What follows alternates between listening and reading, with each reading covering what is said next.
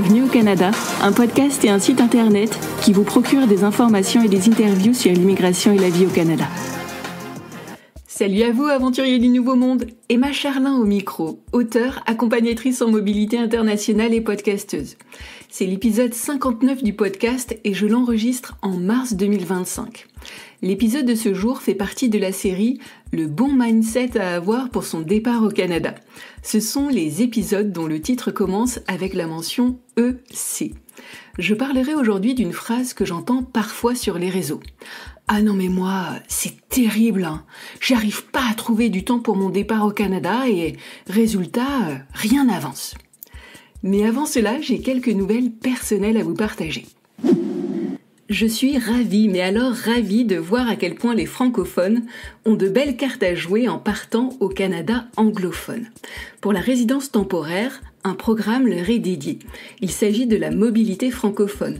Ce programme permet aux employeurs canadiens d'embaucher plus facilement des travailleurs francophones sans étude d'impact sur le marché du travail. C'est un programme qui est donc moins coûteux et moins chronophage que d'autres. Certaines exigences sont bien évidemment à respecter, mais c'est une belle piste à explorer si vous vous destinez à vivre et à travailler à l'extérieur du Québec de manière temporaire. Pour la résidence permanente, cette fois, le programme Entrée Express propose des rondes d'invitation pour la compétence linguistique en français. Pour l'année 2025 et à ce jour, donc aujourd'hui on est le 26 mars 2025, il y a eu 3 tirages pour cette compétence avec 18 500 invitations envoyées. Les seuils minimums ont même baissé. Ils sont passés de 428 points à 410 puis 379 points. Est-ce que le nombre de points va baisser, se maintenir ou augmenter ? Je n'en sais rien. Est-ce qu'il y aura de nouveaux tirages prochainement pour la compétence linguistique en français ? Je n'en sais rien non plus. À vrai dire, j'ai séché tous mes cours de voyance à l'université, donc on est plutôt mal barré. Mais je vais vous dire ce que ma grand-mère disait toujours, il faut battre le fer tant qu'il est chaud. Surtout qu'une partie des places pour cette année est maintenant partie, surtout que les élections fédérales s'en viennent et que les cartes pourraient donc être rebattues. Maintenant, comme dans tous les programmes d'immigration, il y a des critères et des exigences à respecter. Mais un point demeure, Entrée Express est une belle voie d'accès au Canada si vous vous destinez à vivre et à travailler à l'extérieur du Québec de manière permanente. Retrouvez toutes ces informations et bien plus encore sur le site d'Immigration, Réfugiés, Citoyenneté Canada. Comme toujours, je vais faire un petit disclaimer, je ne suis pas consultante réglementée en immigration.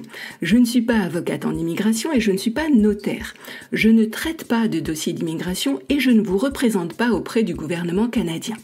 Par contre, je travaille avec des consultants réglementés et des avocats en immigration et je peux vous mettre en relation avec certains d'entre eux si vous le désirez. Et maintenant, un mot de notre sponsor. Eh mais il y en a pas! Ah oui, c'est vrai, c'est moi le sponsor de l'émission pour l'instant. L'épisode de ce jour est sponsorisé par mon livre « Décodeur, anglais et québécois demandé ».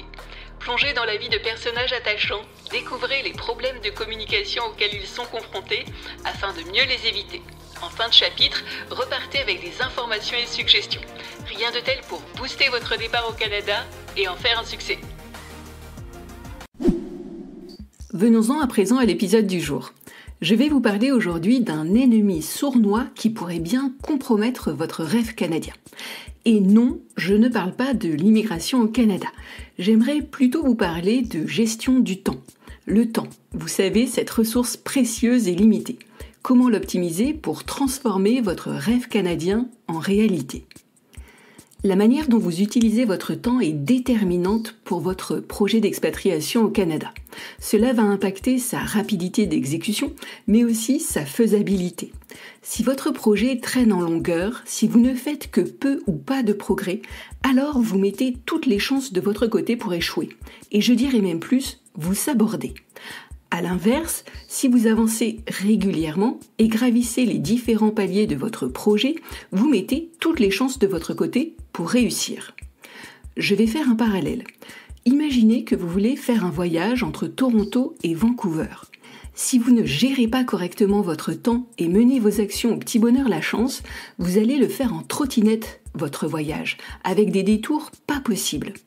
Maintenant, imaginez que vous gérez correctement votre temps et vos priorités. Vous dites non aux distractions, vous vous concentrez et vous avancez avec ténacité. Votre Toronto-Vancouver, vous allez le faire en voiture, en train ou en avion. Vous ne le ferez pas en trottinette. Et vous ne vous perdrez pas en chemin. Vous arriverez à Vancouver et vous y arriverez vite.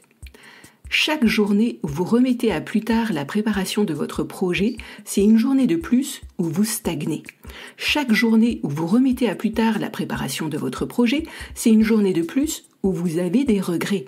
Chaque journée où vous remettez à plus tard la préparation de votre projet, c'est une journée de plus où vous allez douter de vos capacités et plus généralement de votre projet. C'est une grosse charge mentale, surtout que pendant ce temps, les autres avancent, construisent leur aventure et souvent finissent par la vivre. Si vous scrollez sur Instagram au lieu de travailler sur votre projet, si vous regardez 3 épisodes sur Netflix au lieu de préparer votre budget, si vous passez votre soirée à jouer sur la console au lieu de suivre un cours d'anglais, vous serez toujours au même point dans 2 ans. Vos copains, eux, seront en train de vivre leur meilleure vie au Canada.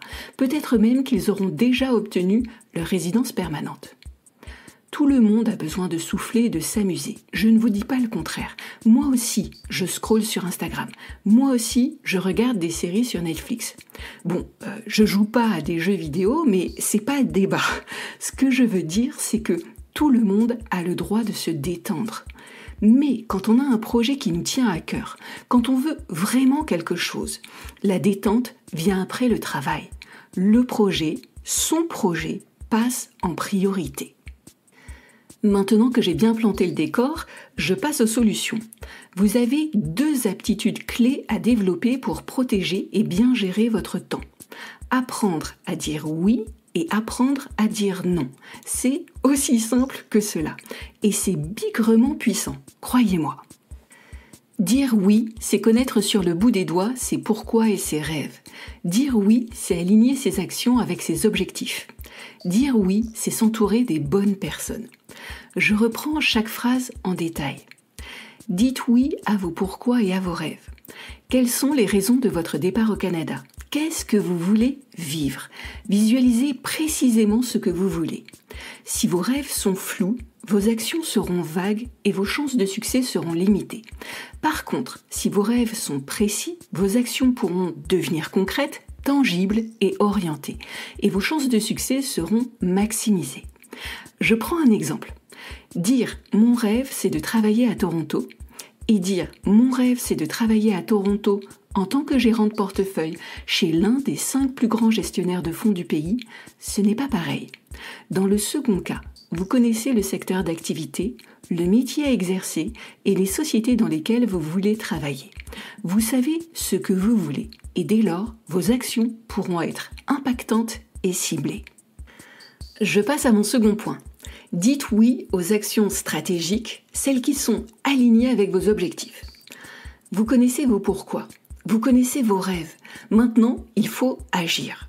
Si vous n'avez pas de plan d'action, vous allez commencer une chose, puis vous arrêter et passer à une autre, puis encore une autre. Tout sera commencé, rien ne sera fini, et au final, rien n'aura vraiment progressé.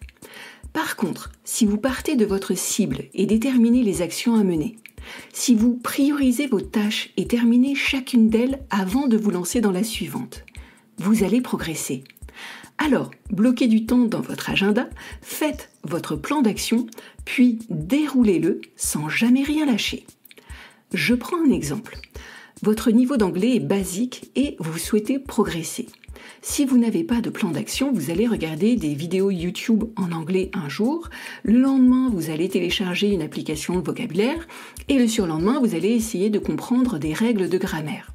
En gros, vous allez picorer sans que rien ne soit structuré. Maintenant, si vous avez un but précis, par exemple obtenir un niveau 7 ou plus à l'examen d'anglais IELTS, Tous vos efforts seront tournés vers cet objectif. Vous allez sélectionner un prestataire de formation, suivre ses cours en ligne, passer des examens blancs. Vous allez y consacrer 20 minutes par jour et chaque semaine, vous allez mesurer vos progrès. En gros, vous allez avancer, gagner en confiance et rester motivé. Vous passerez votre examen et cela viendra appuyer votre dossier d'immigration au Canada. J'en viens maintenant à mon troisième point. Dites oui aux bonnes personnes. Choisissez de passer du temps avec des personnes qui vous tirent vers le haut et si vous le pouvez, avec des personnes qui ont déjà vécu le type d'expérience que vous souhaitez vivre. Vous allez non seulement bénéficier de leur retour d'expérience et de leurs conseils, mais aussi d'un véritable boost de motivation. Ces personnes comprennent vos aspirations. Elles savent que les obstacles peuvent être surmontés et elles n'hésiteront pas à vous encourager. Elles pourront même vous donner des astuces concrètes pour votre projet. Leur optimisme et leur pragmatisme seront contagieux. Vous aurez envie d'avancer pour prouver que vous aussi vous pouvez réussir. Votre entourage a une influence importante sur votre état d'esprit. Alors faites le choix conscient de vous entourer de personnes qui vous inspirent, vous soutiennent et vous poussent à dépasser vos limites. Moi par exemple, je suis l'une de ces personnes. C'est ce que je fais en coaching tous les jours. Je vous donne un plan d'action, je vous soutiens et je vous pousse à aller plus loin. Je rappelle les 3 oui que je viens de vous mentionner. Dites oui à vos rêves. Dites oui aux actions stratégiques. Dites oui aux bonnes personnes. Maintenant, passons à la seconde étape, apprendre à dire non. Dire non, c'est protéger votre temps et votre énergie. C'est refuser les distractions, c'est refuser la procrastination, c'est refuser les influences négatives. Je vais reprendre chaque phrase, l'une après l'autre. Dites non aux distractions inutiles. Protégez votre temps. Il est précieux et surtout il est irremplaçable. Identifiez vos voleurs de temps et éliminez-les. Vous passez trop de temps sur les réseaux sociaux? Installez une application qui limite votre usage. Vous passez trop de temps devant la télé? Mettez la télécommande au fond du garage. Vous jouez trop à la console? Prêtez-la pendant 2 semaines au fils de la voisine. Il en a toujours rêvé.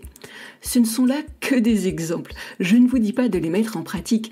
Je ne vous dis pas non plus de rendre votre vie impossible. Ce que je dis, c'est qu'il est possible de récupérer du temps dans votre semaine. Il est possible de faire des compromis et d'avancer dans votre projet. Mettez juste de la friction entre vous et les voleurs de temps. Je prends un cas pratique, le mien, au hasard. Avec ma famille, on est arrivé en 4-5 mois au Canada. En mai, notre dossier a été déposé. En août, on arrivait au Canada. J'avais un boulot prenant, 3 enfants en bas âge, un appartement et une voiture à vendre, un conteneur à faire partir, des visites médicales à passer, une soirée de départ à organiser, des billets d'avion à acheter, un logement au Canada à trouver, une location de voiture à faire. Cela me semblait impossible au début. Mais c'est devenu possible. Alors c'est sûr, pendant 4 mois, je n'ai pas regardé la télé, je n'ai pas lu de bouquins, je ne suis pas allée à la piscine, je n'ai pas fait de shopping, je n'ai pas appelé mes copines, je n'ai pas passé de temps en cuisine. C'était extrême et plutôt spartiate comme mode de vie. Mais j'ai trouvé le temps. Et croyez-moi sur parole, vous pouvez trouver 30 minutes par jour pour faire avancer votre projet. C'est possible. Dites non à la procrastination. La procrastination, c'est la tendance à tout remettre au lendemain. C'est laisser place à la paresse en se disant que non, ce n'est pas de la paresse puisque on le fera demain. Sauf que la procrastination, c'est ce qui peut ralentir ou même détruire votre projet d'expatriation au Canada. Je prends un exemple. Vous prenez 3 mois pour réunir vos relevés de notes. Puis vous prenez 1 mois pour envoyer votre demande d'évaluation de diplôme d'études. L'organisation désignée que vous avez sélectionnée met 4 mois pour vous donner votre attestation. Vous venez de vous prendre 8 mois dans la vue. 8 mois où vous n'avez pas déposé votre candidature dans le bassin Entrée Express. 8 mois où les seuils minimaux ont augmenté. Maintenant, il est possible qu'avec votre nombre de points, votre dossier ne passe plus. Alors qu'il y a 4 mois, il serait peut-être passé. C'est extrême comme exemple, mais ça illustre bien mon propos. Ne repoussez pas à plus tard, agissez maintenant. Surtout que la procrastination, c'est aussi ce qui vient alimenter vos doutes vos peurs et vient mettre en danger la crédibilité de votre projet. Cela consomme une charge mentale énorme. Sérieusement, protégez votre mental et concentrez-le sur ce qui en vaut la peine. Chaque pas compte dans un projet aussi complexe qu'une expatriation au Canada. Donc, faites un petit pas, puis un autre et encore un autre, sans jamais vous arrêter. Ou, si vous avez besoin de quelqu'un à qui rendre des comptes, sachez que je suis là pour ça. Je vous encourage dans nos séances de coaching, mais je vous donne aussi du travail à effectuer. Et si vous ne faites pas le boulot, très gentiment, mais quand même fermement, je vais vous le dire. Parce que c'est ça aussi mon métier, vous encourager, mais également vous pousser. J'en viens maintenant à mon troisième point. Dites non aux attentes des autres et plus globalement aux personnes négatives. Certaines personnes projettent leurs propres peurs et doutes sur vous. Même si elles sont bien intentionnées, ces personnes peuvent semer la zizanie dans votre esprit. « Ah mais pourquoi partir si loin ? Mais et si ça marche pas ? Tu crois vraiment que tu vas trouver un job là-bas ? Mais tu connais personne ! Oh tu sais c'est cher la vie au Canada !» Vos propres croyances limitantes vont ressurgir et inévitablement vous commencerez à douter de vos capacités. Or ce n'est pas ce que vous voulez. Ce projet est le vôtre, ce n'est pas celui de votre famille, de vos collègues ou de vos amis. Il vous appartient et vous avez le droit de le mener à bien. Alors, accueillez les commentaires, éventuellement, mais n'entrez pas dans le débat. N'essayez pas de faire changer les autres d'avis. Assumez juste votre position et changez de sujet. Je comprends tes inquiétudes, Germaine, mais j'ai réfléchi à ce projet, il correspond à mes objectifs et je suis prêt à relever le défi. Et toi alors, parle-moi un peu de tes projets. J'aimerais savoir si la discussion avec vos proches est trop compliquée, peut-être que, temporairement, vous devrez couper les ponts avec certaines personnes. J'insiste, c'est temporaire et non définitif. Mais, momentanément, ça peut être bénéfique. Je rappelle les 3 noms que je viens de vous mentionner. Dites non aux distractions inutiles. Dites non à la procrastination. Dites non aux attentes des autres et plus globalement aux personnes négatives. Alors ce n'est pas tout ça, mais il s'agirait de résumer l'affaire. Voici les principaux points à retenir. Premier point. Votre temps est votre ressource la plus précieuse. Chaque minute consacrée à faire avancer votre projet d'expatriation vous rapproche de votre objectif. Chaque minute perdue dans les distractions ou la procrastination est une opportunité gâchée. Second point, apprendre à dire oui, c'est dire oui à votre avenir. Alors dites oui à vos rêves, dites oui à des actions stratégiques et dites oui aux personnes qui vous soutiennent. Troisième point, apprendre à dire non, c'est protéger ce qui compte vraiment. Refuser les distractions, la procrastination et les influences négatives. À vous de jouer maintenant. Chaque oui et chaque non sont des pas de plus vers votre nouvelle vie au Canada. Bon, accessoirement, moi, j'aimerais bien, et sur un tout autre sujet, que vous disiez oui au fait de mettre des étoiles et des commentaires sur le podcast. Mais c'est une autre histoire. Vous retrouverez les notes de cet épisode à la section « Apprendre » de mon site internet bienvenueaucanada.ca. Vous pourrez ainsi reprendre les points clés de l'épisode et vous y référer. Et voilà, cet épisode de Bienvenue au Canada est déjà fini. Je vous remercie de l'avoir suivi jusqu'au bout. Si vous l'avez apprécié, abonnez-vous à ce podcast, donnez-lui des étoiles et laissez-moi un commentaire. Cela me fera plaisir, mais surtout, cela aidera de nouvelles personnes à le découvrir.